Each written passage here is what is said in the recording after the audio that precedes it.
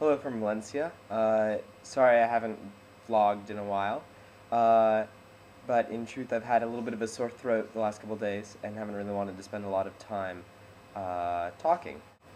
I guess since I last talked to you, I've spent a week in Barcelona and now a couple days in Valencia, and I've had many different sorts of adventures, and I thought I would relate a couple of my more exciting adventures in Barcelona to you.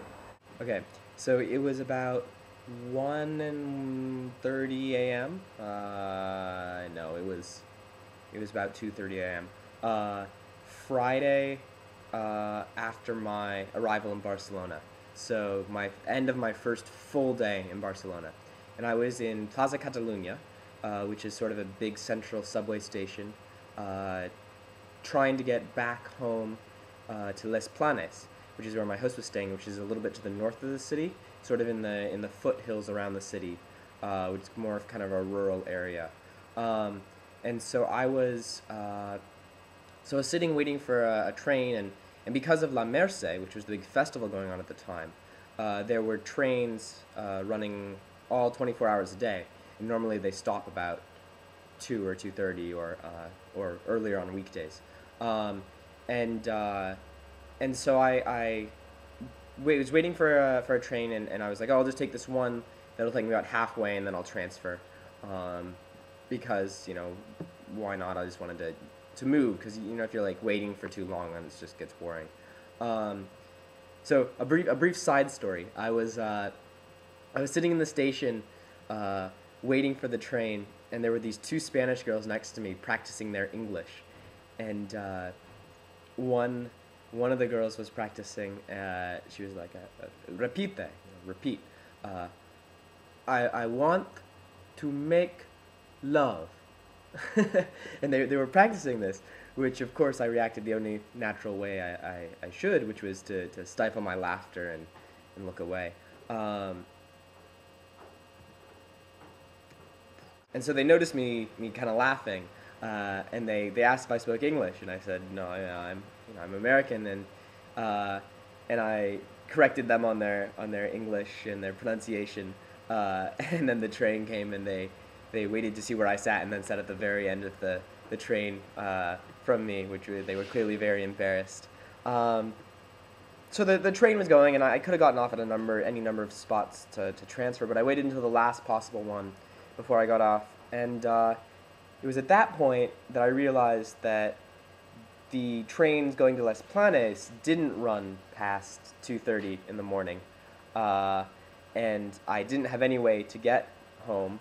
There were no taxis. I didn't know how to call a taxi. I don't think the buses were running that late. The trains certainly weren't running that late, and it was about 10 kilometers, and I didn't know which way to walk. I didn't know what to do. So I left the station, and I turned right towards the north, towards Les Planes, and there were the two girls, and they asked me, where are you going? And I said, oh, I'm going to Les Planes. And they said, oh, us too. Like, but we thought that the trains ran all night. And I was like, yeah, I guess because of La Merce, they should have. And so they're like, oh, it's okay. We'll all walk together. And so we started walking sort of towards the north, and I was thinking, like, this is a great story of luck, because they at least know where we're going. And so we're all kind of walking together, and then one of the girls kind of sticks out her thumb on the side of the road, and the first car coming by screeches up to a halt, and the driver asks, oh, where are you guys going? And we said, Les Planes. He was like, oh, me too, hop in. And it's probably like 3:30 by now. It's pretty late. And he took us right to Les Planes, and we walked from near the train station to my house, and it turns out one of the girls lives like just a couple houses down the street from where I was staying. So it all ended happily. I got home safely. But if you think about it, it's kind of crazy, because there were so many different points in that story where if one thing had been different, none of it would have happened. Like, if I hadn't sat down on the bench right next to the girls, or if I hadn't thought it was funny, or if I hadn't smiled, if they hadn't noticed, if if they hadn't said anything when I left the station, if there was, there's so many different variables.